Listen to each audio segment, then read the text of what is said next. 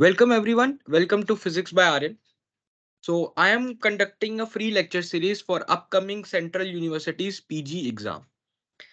So CUET exam, as you know, is for all the top central universities, Banaras Hindu University, DU, BHU, and so on. So for that context, I am starting a free lecture series in which I am giving the exactly what is needed for the exam, what are the concepts needed.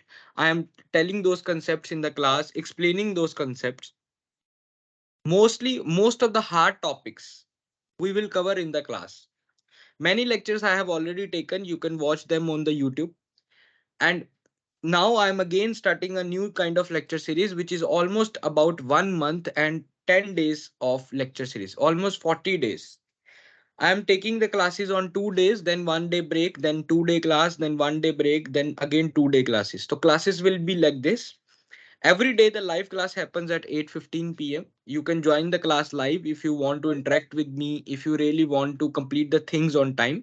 You can see these lectures as a live. But if you are not able to see this lecture, these lectures will be uploaded on the YouTube later on. Okay. So along with this, there is also one course going on for CUET in which I have reduced the fees yesterday. Now it is 1500. In this course, I am giving you notes for each and every topic. I am giving you exactly which book and which chapter is needed to be read for uh, each topic. This is a big headache, that which book to read, and in that book also which chapter to read. So I am telling for each and every topic which book you should read and which chapter of that book. All of that is given on the website where we do the course on our website. Then I'm giving you the assignments which are new assignments, and these are very beneficial for CUET exam.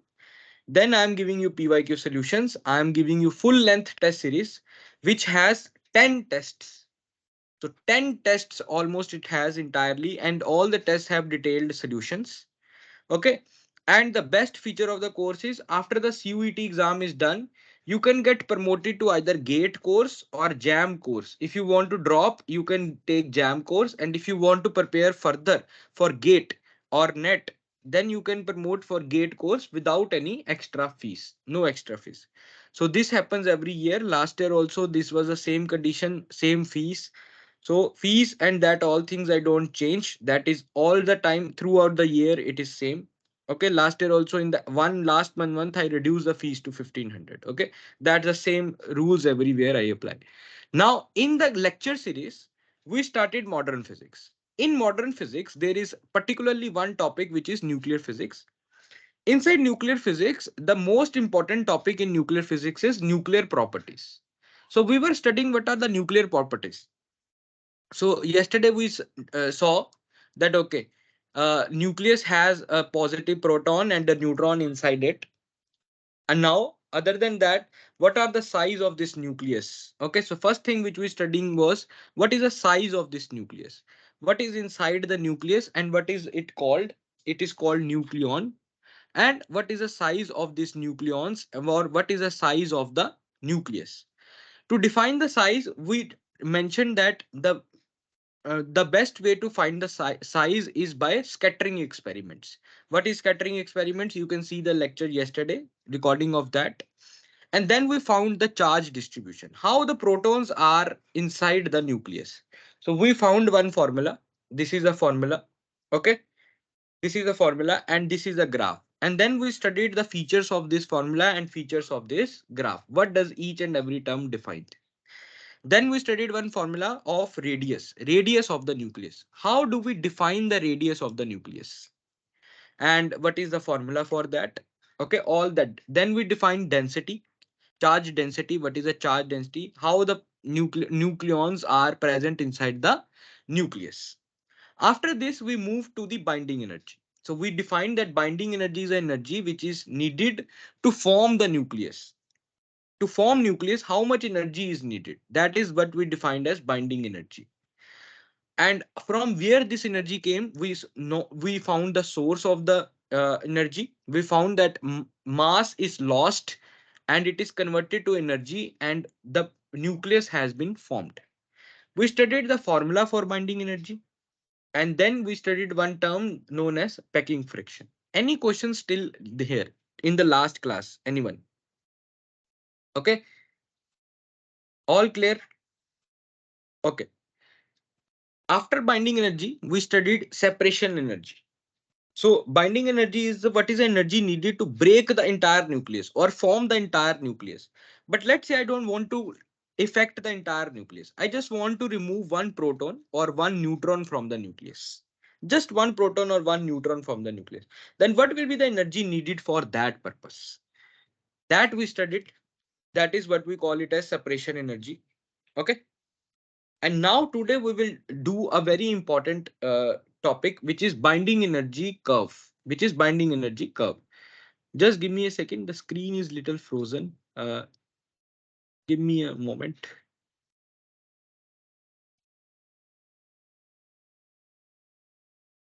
Okay. So today we will cover binding energy curve. It's a very important topic. 110% mostly the question definitely comes from this topic. It is very much unlikely that question is not from binding energy curve. Okay. So what is binding energy curve? And what is this, why it is so important? Okay, so binding energy curve. So we try to study that, okay, binding energy is energy needed to make a nucleus. Okay, now this binding energy will definitely depends upon what is a mass number. So if you want to make a small nucleus, for example hydrogen, okay, then the binding energy will be some number. Let's say you want to make a deuteron, then it will be some other number. Okay, now if you want to make helium, then you want to make more number of protons and neutrons in the nucleus, then there will be more binding energy, and this binding energy will keep on increasing. That is not important. Binding energy is directly proportional to A. That is fine. That is not very important thing. The more important curve is binding energy per nucleon. Binding energy per nucleon. That is for sure. Binding energy will increase with A, that is for sure. That is definitely the thing. But what is the binding energy per nucleon? It means what is the energy needed to bind each nucleon in a nucleus? Each nucleon in a nucleus. That is more exciting. That is more exciting. If the binding energy per nucleon is more, remember this. If the binding energy per nucleon is more, it means your nucleus is more stable. Nucleus is more stable. It means it needs more energy to break the nucleus. It needs more energy to break the nucleus if B by A is more. So it means your nucleus will be more stable.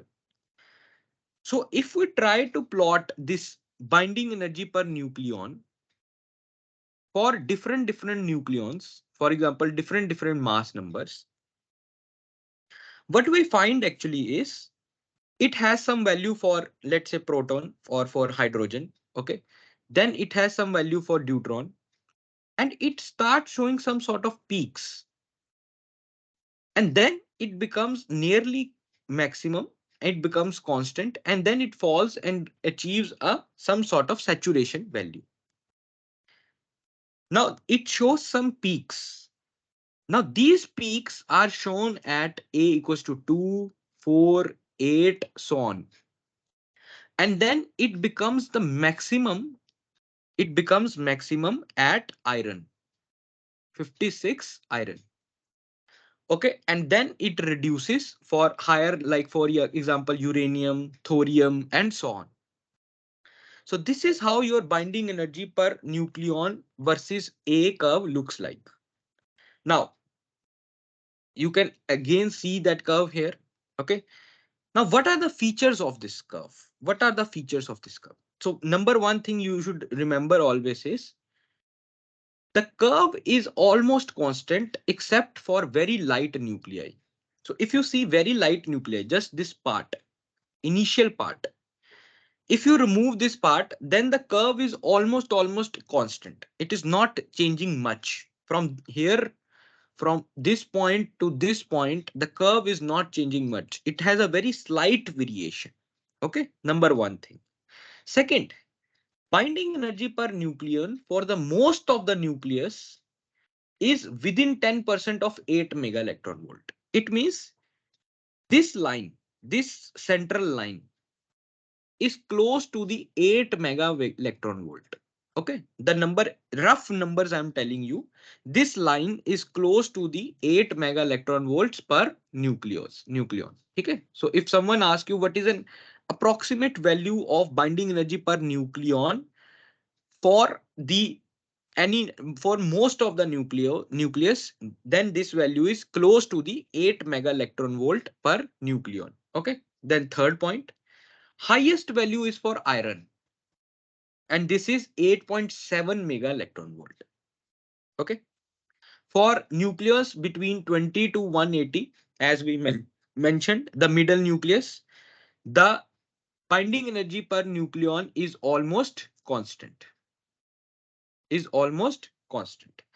you go beyond 180, your binding energy per nucleon decreases to 7.5 mega electron volt per nucleon. So let's try to understand that in the graph. Okay. If we leave the initial part in which the peaks are coming, the central part, if we leave the initial part in which peaks are there, and then if we see the central part, it is close to the 8 mega electron volt. From where? From 20 till 180. From 20 till 180. From mass number 20 till mass number 180. Above 180, your binding energy almost become 7.5 mega electron volt per nucleon. So these are the numbers which will directly come in the JAM exam. These are the numbers which will directly come in the CUET exam. So you should focus on these numbers. These are very important numbers. And once you go on reading the books, it is very difficult to find these numbers. So I have summarized these numbers so that you can easily revise this and you can keep that in mind. Not just the curve, but also the numbers matters. Okay, they can ask you what is the binding energy per nucleon for iron, because that is a special case. It has a highest binding energy per nucleon. So it is 8.7 mega electron volt. Okay.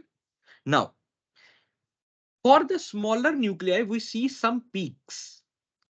See some peaks at Z equals to 2, 8, 20, 28, 50, 82, 126.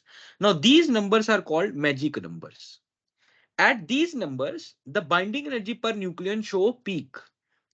It means these atomic numbers, Z, not A, these atomic numbers are exceptionally stable. They are more stable than their surrounding nucleus. Okay, for example, in atoms also happens, right? When the octet is completely filled, for example, neon, when it is completely filled, your stability is more. Okay, in that case, we say these are the magic numbers. Similarly, in the nucleus also this happens. Some sort of octets are getting filled in the nucleus as well. And those are getting filled at 2, 8, 20, 28, 50 atomic number. So these numbers are called magic numbers. And that what is a feature of this? The binding energy per nucleon is showing peaks at these numbers. You can see the peaks here. Okay, you can see the peaks. This is a peak. This is a peak. This is a peak. And you can see at these atomic numbers, the binding energy per nucleon is more than the neighboring ones. Just neighbor, whatever is in the neighbor, it is more. So these numbers are called magic numbers. So these are the facts you should know about this curve. Is it clear, everyone? This curve? सबको clear है? Binding energy curve. What are the features of the binding energy curve? So what is the y-axis of the binding energy curve? Can anyone tell me? Let's revise. What is the y-axis of binding energy curve?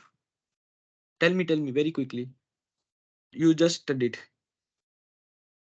If I say what is a binding energy curve, so it is B by A. And what is the x-axis? Tell me, what is the x-axis? A. Fine. So this you should remember. Y-axis is B by A, x-axis is A. And when you make the curve for smaller atomic numbers, you get the peaks. Then the value almost become constant. It is maximum for iron, and then it reduces after atomic number 180. and what is the number after 180? 7.5 mega electron volt per nucleon. सबको clear है भाई? हाँ बोलोगे तभी आगे चलते हैं। बताओ yes no? Okay. Yes. Okay. Then there is one term called form factor. I think this is not useful for the syllabus of CUET exam. You can just read it from the notes for JAM. Whoever is in the course, you can read it from the notes. But for CUET purpose, I don't think so. Form factor is very important. I don't think so. It will come in the exam of CUET. Okay. Now the next thing which I want to cover is semi-empirical formula. Semi-empirical formula. This is the only topic which I will cover today. So semi-empirical formula. Now we studied the binding energy per nucleus curve. We studied this curve, but what is a model? What is a formula? What is a theory which can explain this curve? We have only read the facts, but we have not given any theory to explain this curve. So the model which can explain this curve is liquid drop model. So what is a liquid drop model? So liquid drop model says, assume the nucleus is a liquid drop. It is a drop of some sort of liquid. Now this liquid is incompressible. So nucleus is a drop. So nucleus is a drop of some liquid, and this liquid is incompressible. Okay. So how does nuclear forces comes into play? So when there is a liquid drop, then you know that there are surface tensions acting on it. Right? Surface tension is acting on it. That is why a drop, you can put a drop, like if this is a water, the droplets can exist in the water because there is a surface tension in the drop. That is why the drops are spherical in shape. So the surface tension is equivalent to the nuclear forces. So the way we treat the surface tension, the similar way we can treat nuclear forces. Okay. How does nucleons behave? In the liquid drop, there are molecules. For example, if there is a water droplet, inside the water droplet, there are H2O molecules. Similarly, if we consider nucleus as a liquid drop, then nucleons, protons and neutrons are like molecules in it. Okay? The density of the nucleons, जो density है nucleons की, that is independent of atomic number. यही हमने पढ़ा था कल. हमने क्या पढ़ा था? Central density is almost constant. So we can assume that the density of this liquid drop is uniform. It is almost same for all the nucleus. It is almost same for all the nucleus.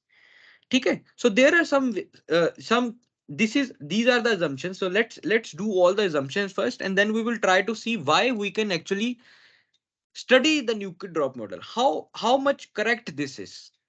Can we actually say the nucleus is a liquid drop? But first, let's see the assumptions of this model.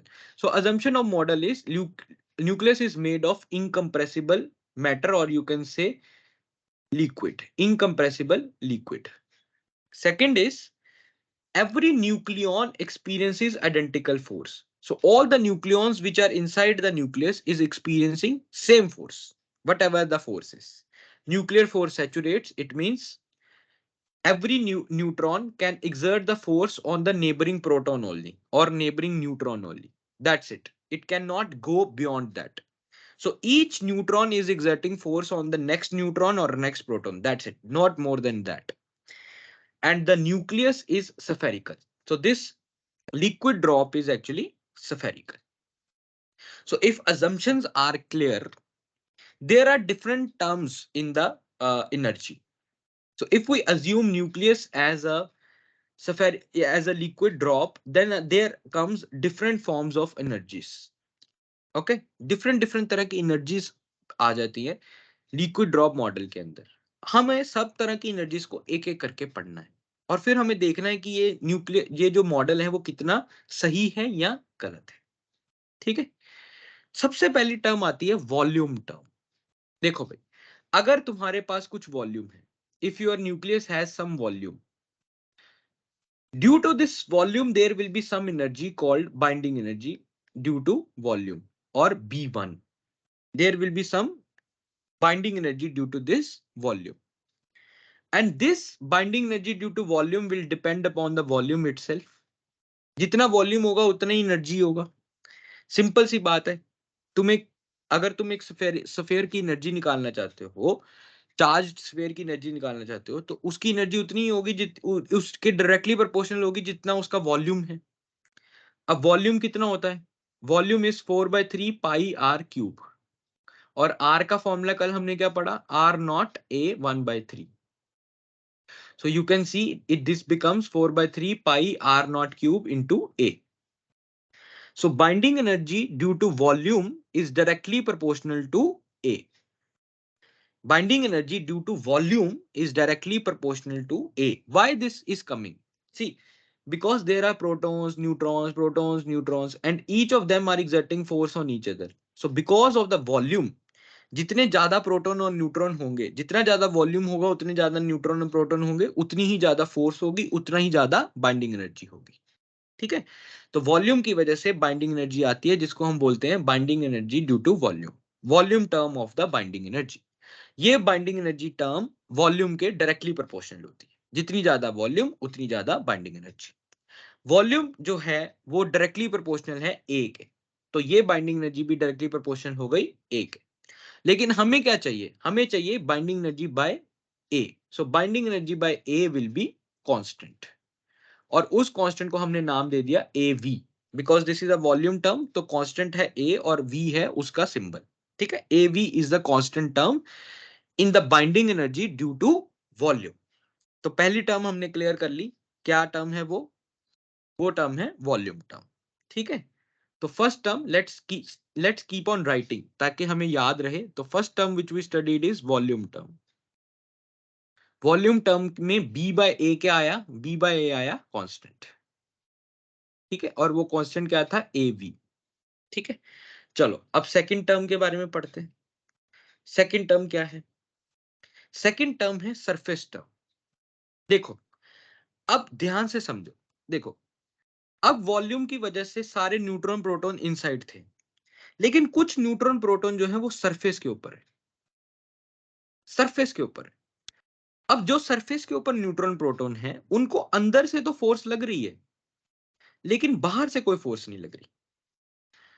As compare to अगर तुम एक और nucleus बनाओ और उसके अंदर देखो, बीच में जो प्रोटॉन होगा उसको अंदर से भी फोर्स लग रही है, बाहर से भी फोर्स लग रही है, चारों डायरेक्शन से फोर्स लग रही है।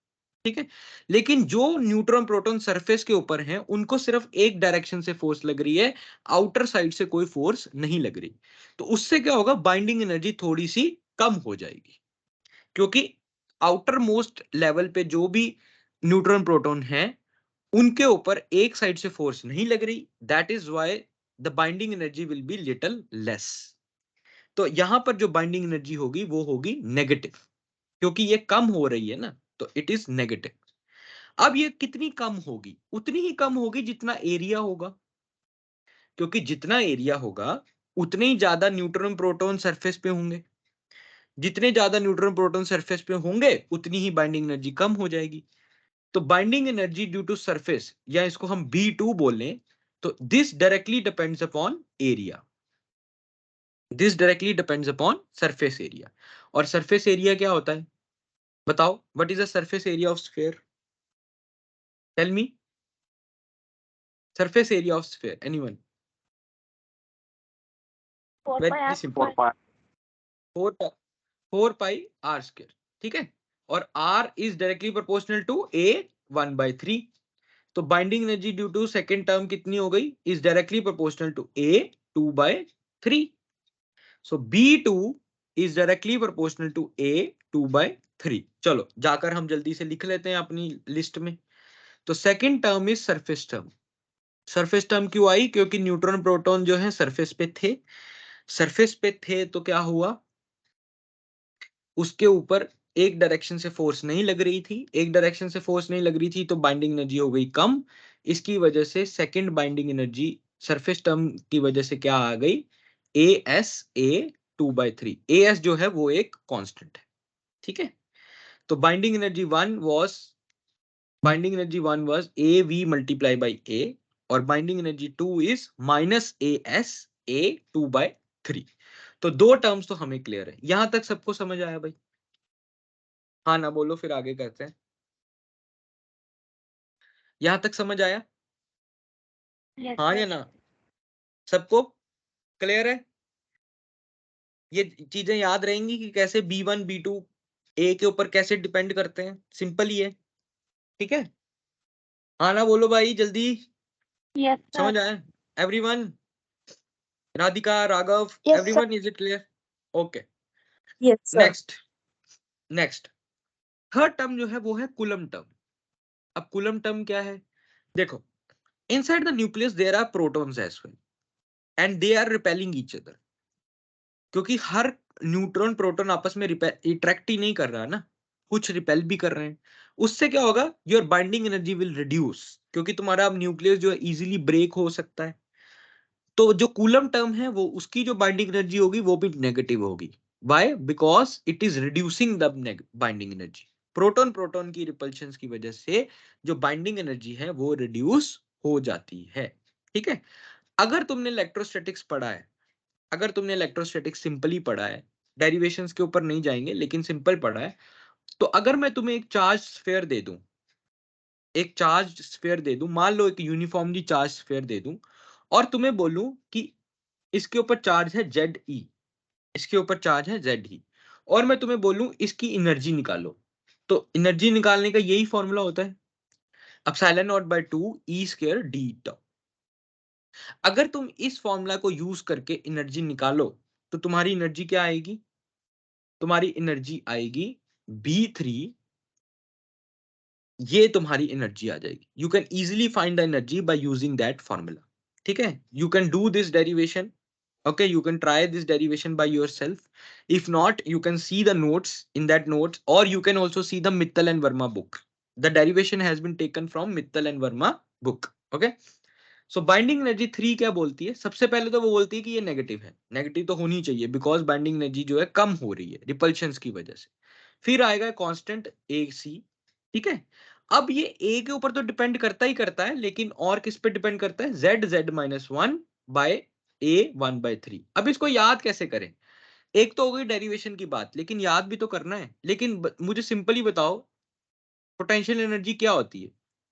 It is KQ square by R, यही होती है potential energy, electrostatic potential energy. हाँ ना बोलो जल्दी। ठीक है, बताओ, यही होती है। तो Q क्या Yes. होगा? Q क्या होगा? Z, और दूसरा मतलब इसको हम ऐसा भी लिख सकते हैं Q1 Q2, Q स्क्वायर की जगह मैं ये भी लिख सकता हूँ। अब Q1 क्या है? Z, और Q2 क्या है? Z-1। ठीक है, इसके ऊपर Z-1 न्यूक्लियस की वजह से फोर्स लग रही है, और R is directly proportional to A1/3, तो वहां से आ गया A1/3। तो ये टर्म हमें क्लियर हो गई, ये टर्म हमें अच्छे से क्लियर हो गई। ठीक है जी, तो अब हम जाकर अपनी थर्ड टर्म भी लिख लेते हैं। थर्ड टर्म भी लिखते हैं, वो है कूलम्स टर्म। अब कूलम्स टर्म में भी क्या होगा? ये नेगेटिव होगी AC। ठीक है, और यहां पर आएगा Z(Z-1 A1/3। तो एक बात याद रखना, पहली दोनों टर्म Z के ऊपर नहीं डिपेंड कर रही थी, लेकिन कूलम्स टर्म जो है वो Z के ऊपर डिपेंड करती है। और एक बात याद रखना, बाकी जो टर्म्स थे उसके अंदर जो कांस्टेंट था, जैसे AV and AS, that was experimentally determined, उसको हमें एक्सपेरिमेंटली फाइंड करना है, एक्सपेरिमेंटली डिटरमाइंड। तो हम क्या करते हैं, हर न्यूक्लियस के लिए एक्सपेरिमेंटली फाइंड करते हैं AS को, AV को, लेकिन जो AC है वो हमेशा एक फिक्स नंबर होता है, वो चेंज नहीं होता, उसको तुम्हें एक्सपेरिमेंटली फाइंड करने की जरूरत नहीं है, वो हमेशा ही सेम नंबर होगा। तो वो सेम नंबर क्या होगा? Let's see, AC is equals to 0.72 mega electron volt, या AC का फॉर्मूला क्या है? AC का फॉर्मूला है 3/5 divided by 4 pi epsilon naught, 3/5 divided by 4 pi epsilon not.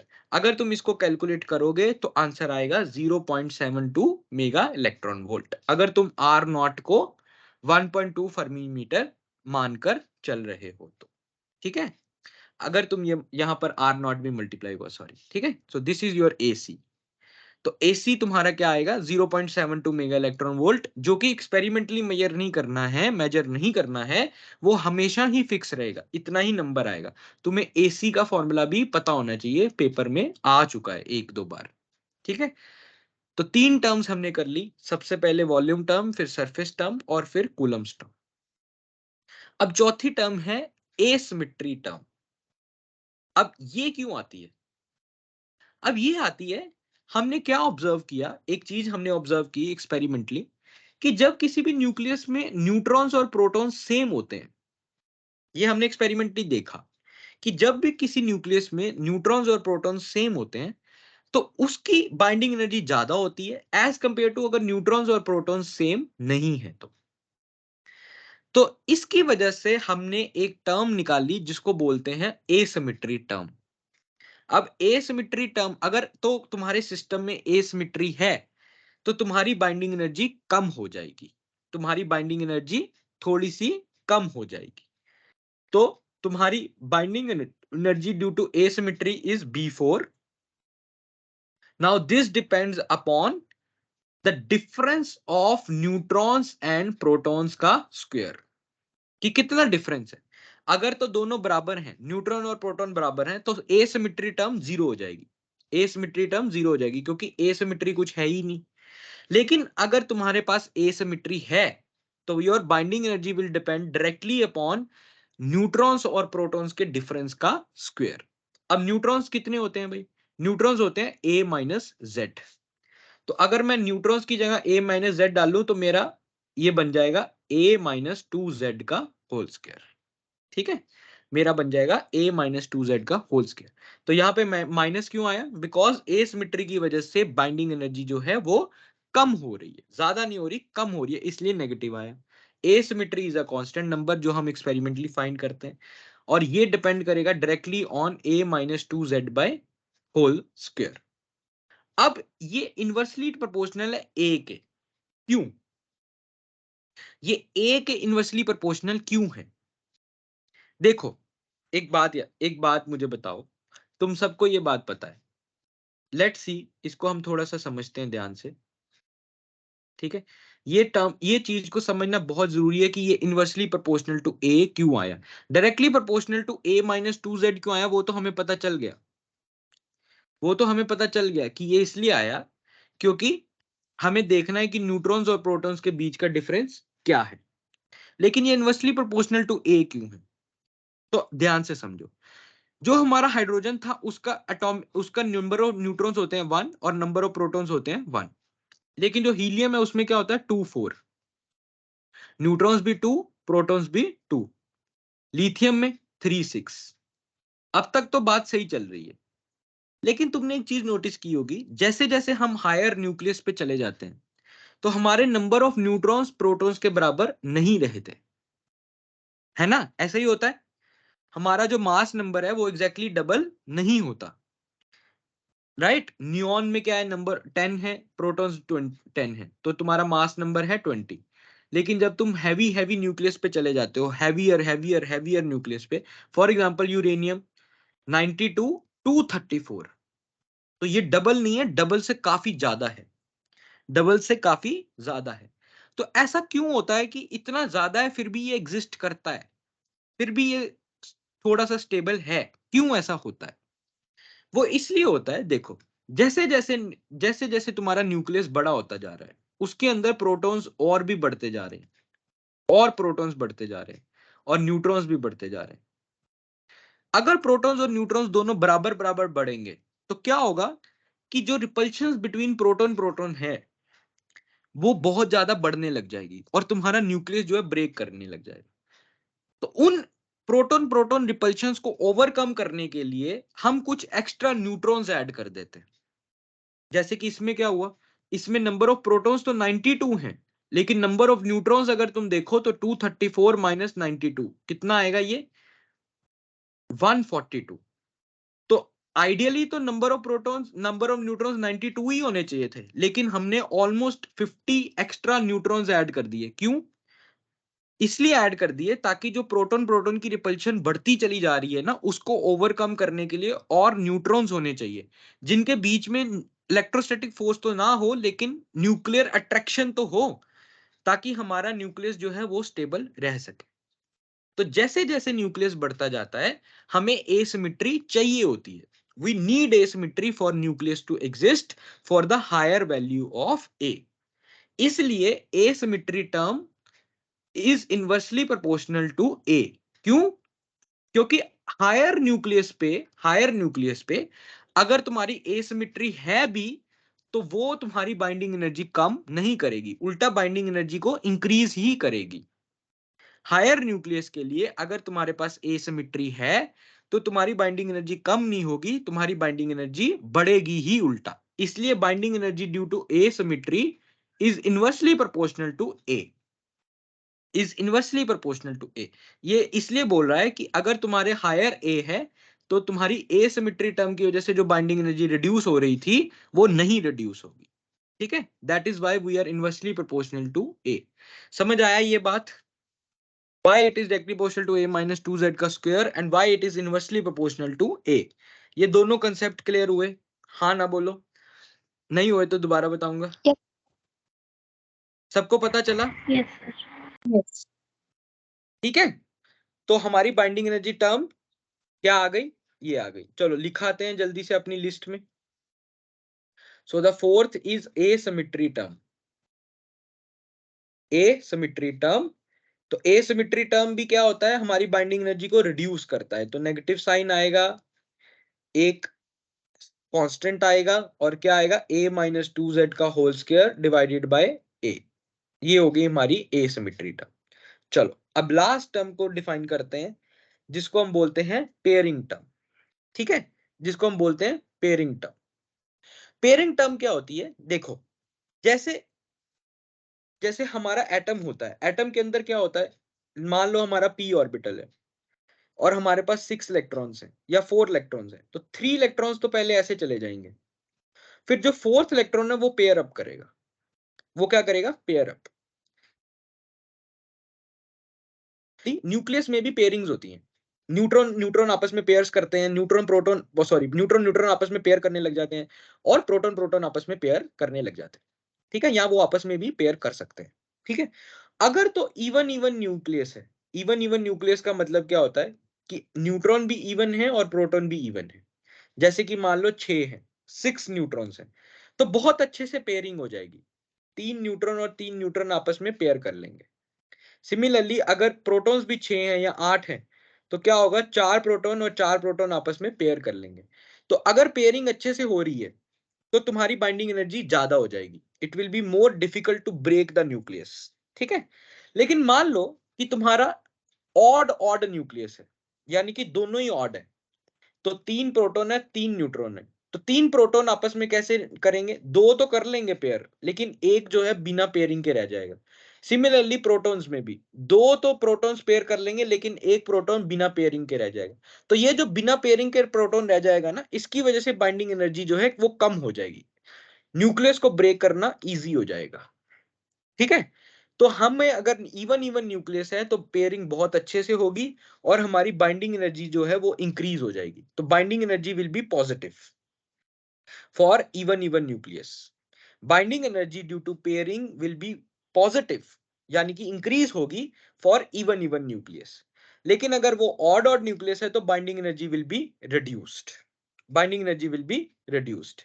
और अगर वो इवन ऑड या ऑड इवन है, तो हम उसके लिए 0 मान लेते हैं, इसको हम रेफरेंस मान के चलते हैं। ठीक है, we consider it as a reference, तो इसको हम 0 मान लेते हैं। ठीक है, और बाइंडिंग एनर्जी ए के ऊपर डिपेंड करती है -3/4। अब इसको तुम्हें याद रखना पड़ेगा। ठीक है, इसको एज सच कोई समझने का तरीका नहीं है, बहुत ही कॉम्प्लिकेटेड डेरिवेशन टाइप है जो कि बुक्स में भी कवर नहीं होती। तो ये डिपेंड्स अपॉन -3/4। तो लास्ट टर्म हम लिख कर आते हैं अपने उसमें, अपनी लिस्ट में, जो कि है पेयरिंग टर्म। ये पेयरिंग टर्म की क्या क्यों आ रही है कि न्यूट्रॉन्स और प्रोटॉन्स आपस में पेयर कर रहे हैं। तो pairing term will be A P A -3/4। अब ये AP जो है वो पॉजिटिव होगा अगर इवन इवन न्यूक्लियस है, नेगेटिव होगा अगर ऑड ऑड न्यूक्लियस है, और 0 होगा अगर इवन ऑड या ऑड इवन न्यूक्लियस है। ऑड इवन न्यूक्लियस का क्या मतलब होता है कि नंबर ऑफ न्यूट्रॉन्स ऑड है और नंबर ऑफ प्रोटॉन्स इवन है। और इवन ऑड का क्या होता है कि नंबर ऑफ न्यूट्रॉन्स इवन है और नंबर ऑफ प्रोटॉन्स ऑड है। ठीक है, तो अगर ऐसी सिचुएशन है तो हमारी बाइंडिंग एनर्जी पेयरिंग टर्म की वजह से 0 होगी, और अगर इवन इवन है तो ये पॉजिटिव होगी, और अगर ऑड ऑड है तो ये नेगेटिव। अगर ये पांचों टर्म सबको समझ आई तो हम एक फाइनल फॉर्मूला बना लेते हैं। फाइनल फॉर्मूला सारी की सारी टर्म्स को ऐड करके, तो बाइंडिंग एनर्जी का फाइनल फॉर्मूला क्या होगा, वो होगा A V into A minus surface energy term minus कौन सी टर्म है ये, coulomb term, then asymmetry term, और देन पेयरिंग एनर्जी टर्म। तो हमारे फॉर्मूला में, लिक्विड ड्रॉप मॉडल के फॉर्मूला में 5 टर्म्स आती हैं। तुम्हें पांचों टर्म्स का मतलब पता होना चाहिए। पांचों टर्म्स ए के ऊपर कैसे डिपेंड करती हैं, जेड के ऊपर कैसे डिपेंड करती हैं, वो पता होना चाहिए। ये सारे डायरेक्टली पेपर में आते हैं। ठीक है जी, किसको कंसेप्ट क्लियर है यहां तक? क्लियर है भाई? पेपर में आएगा तो कर लोगे। अगर कोई पूछे सरफेस एनर्जी टर्म क्या का फॉर्मूला, या कोई पूछे वॉल्यूम टर्म का फॉर्मूला, तो हो पाएगा? हाँ ना बोलो, कुछ हो पाएगा नहीं हो पाएगा? यस सर, हो जाएगा। ठीक है, तो अब इसके आगे हमने बाइंडिंग एनर्जी टर्म, अगर तुम्हें कोई बोले कि ओके हमने बाइंडिंग एनर्जी कर्व आज पढ़ा, और उस बाइंडिंग एनर्जी कर्व को एक्सप्लेन कौन सा मॉडल करता है, वो करता है लिक्विड ड्रॉप मॉडल। और लिक्विड ड्रॉप मॉडल क्या है, वो हमने उसके assumptions पढ़े। लिक्विड ड्रॉप मॉडल में कौन कौन सी टर्म्स होती हैं वो पढ़ी, and that is quite sufficient for the CUET and jam exam. ठीक है, सीयूईटी और जैम के लिए इतना काफी है। I will recommend you to read the book Mittal and Verma. और मैं तुम्हें बहुत ही ज्यादा स्ट्रेस के साथ बोलूंगा, कोर्स अगर you are not join the course कर लो, उसके अंदर I am giving a very good assignments, जिससे डायरेक्ट क्वेश्चन सीयूईटी में 100% आने वाले हैं। ठीक है, बिकॉज बीएचयू वगैरह के काफी क्वेश्चंस मैंने उसमें डाले हैं, मैंने उसमें डीयू के कुछ कुछ इंपॉर्टेंट क्वेश्चंस डाले हैं, तो डायरेक्टली वो पेपर में आने वाला है। और अगर तुम्हें नहीं भी कोर्स किया हुआ है तो कोई अच्छी सी असाइनमेंट लो और उसको सॉल्व करो, ताकि जो तुम पढ़ रहे हो उसकी अच्छी खासी प्रैक्टिस हो जाए। ठीक है, ये जो 2-3 एग्जाम्पल्स तुम यहाँ नोट्स में देख रहे हो, ये मित्तल एंड वर्मा के एग्जाम्पल्स हैं, तुम वो वहां से कर सकते हो। ठीक है, अब हम कल क्या पढ़ेंगे, या अभी पढ़ लेते हैं बाय कल। अभी हम पढ़ लेते हैं कि लिक्विड ड्रॉप मॉडल का अचीवमेंट्स क्या है। तो लिक्विड ड्रॉप मॉडल क्या था, nuclear drop model binding energy को अच्छे से एक्सप्लेन कर पा रहा था। जो हमने एक्सपेरिमेंटली बाइंडिंग एनर्जी कर्व देखा ना, उसको एक्सपेरिमेंटली, उसको थ्योरेटिकली ये बहुत अच्छे से एक्सप्लेन कर पा रहा था। काफी न्यूक्लियस के लिए, मोस्ट ऑफ द न्यूक्लियस के लिए ये कर पा रहा था। उसके अलावा ये अल्फा और बीटा डिके को अच्छे से एक्सप्लेन कर पा रहा था कि अल्फा डिके क्यों होता है, बीटा डिके क्यों होता है, फिजन को एक्सप्लेन कर पा रहा था। ठीक है, ये सब चीजें ये कर पा रहा था। ठीक है, लेकिन ये क्या चीजें नहीं बोल पा रहा था कि जो मैजिक नंबर्स आ रहे हैं ना हमारे पास, क्यों कुछ प्रोटॉन्स न्यूट्रॉन्स के लिए मैजिक नंबर होते हैं, क्यों उनके लिए बाइंडिंग एनर्जी ज्यादा है, वो एक्सप्लेन नहीं कर पा रहा। मैग्नेटिक मूवमेंट्स नहीं एक्सप्लेन कर पाया, स्पिन एक्सप्लेन नहीं कर पाया। ठीक है, एक्साइटेड स्टेट्स एक्सप्लेन नहीं कर पाया। अब अगर हमने बात की है स्पिन और मैग्नेटिक मूवमेंट्स की, तो हमें बताना पड़ेगा कि स्पिन और मैग्नेटिक मूवमेंट्स क्या होते हैं। वो हम करेंगे नेक्स्ट क्लास में। नेक्स्ट क्लास होगी 19th को, कल क्लास नहीं होगी, फिर 19th को क्लास होगी। उसके अंदर हम डिस्कस करेंगे कि स्पिन ऑफ द न्यूक्लियस क्या होता है, angular momentum of the nucleus क्या होता है, पैरिटी ऑफ द न्यूक्लियस क्या होता है। वो हमारी लास्ट प्रॉपर्टीज हैं। उन प्रॉपर्टीज से भी डायरेक्ट क्वेश्चन आता है, और उन प्रॉपर्टीज से तो गेट नेट में भी क्वेश्चंस आते हैं। ठीक है, सो अगर किसी का कोई डाउट है तो यू कैन आस्क।